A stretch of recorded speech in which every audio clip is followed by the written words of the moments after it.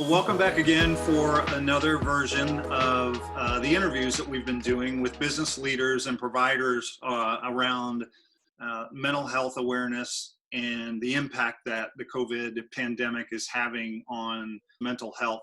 I've got today with me Jon McGraw, who's a partner at Vision Pursue, and I'm going to let Jon go a little further into the work that they're doing to help people. So Jon, thanks for the time this morning. Yeah, thanks for having me. Excited to be with you. You bet. Tell me a little bit about your organization and the work that you're doing. Yes, so Vision Pursue is a mindset training company. So any mindset shift inside of an organization that needs to take place, we have a training program for it. So it could be organizational change, merger, acquisition, could be health and wellness, could be resilience training, performance, sales training. So anytime that a mindset shift is needed, we have a training program for it. Well, obviously you're engaged with a lot of different companies. And so I've been asking leaders what's going on within their individual organizations, but considering that you're seeing a lot of people across a large community, tell me a little bit about how you've seen things changing and some of the needs that you see coming your way. Yeah, you bet. So the impact of this has been really diverse, is what we're seeing. And for some people, it's been really a non-event. They're used to working from home and they're continuing to do that. And there's been little impact on their business. For other people, it's created an enormous amount of stress and pressure and uncertainty.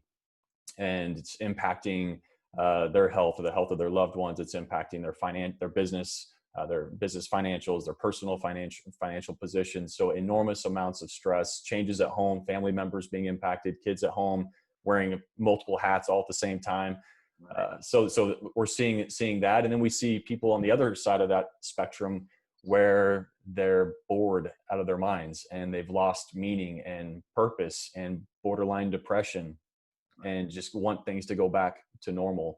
And so they can get back to some semblance of the way that things used to look. So it's a very, it's challenging because it is so diverse in how this pandemic's impacting everyone inside of our organizations. The next question normally has been around an EAP.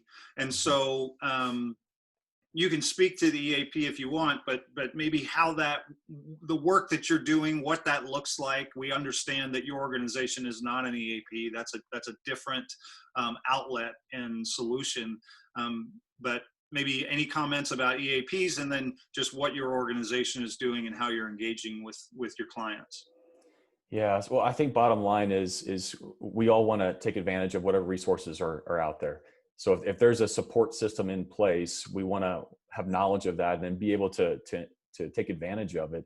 And one of the things I like to talk about, and is this mental health conversation is becoming much more accepted, is that asking for help is one of the most courageous things that we can do. And what I've seen in this business is that all of us at varying times and to varying degrees have struggled with mental health, right? And this pandemic and just adversity in general can expose a lot of that. And that's not weakness. That's not a problem.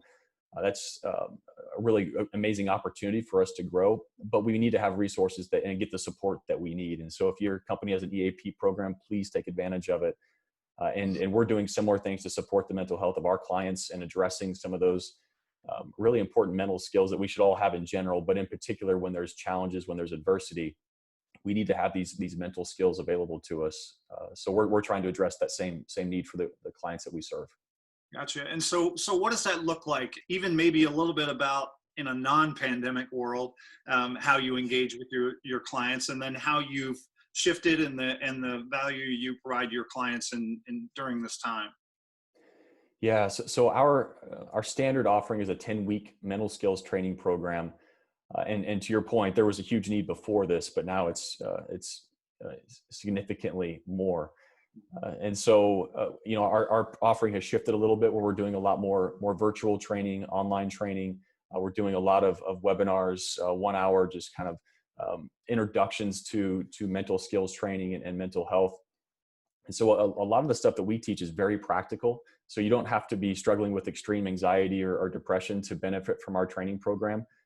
There's some really simple, practical techniques that quite frankly, we should all have learned in elementary school.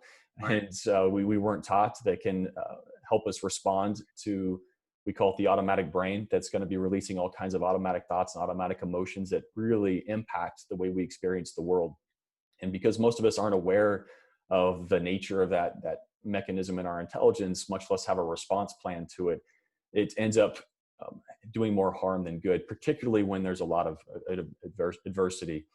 So we teach a lot of really simple just response plans that can make a really big difference in a very short amount of time.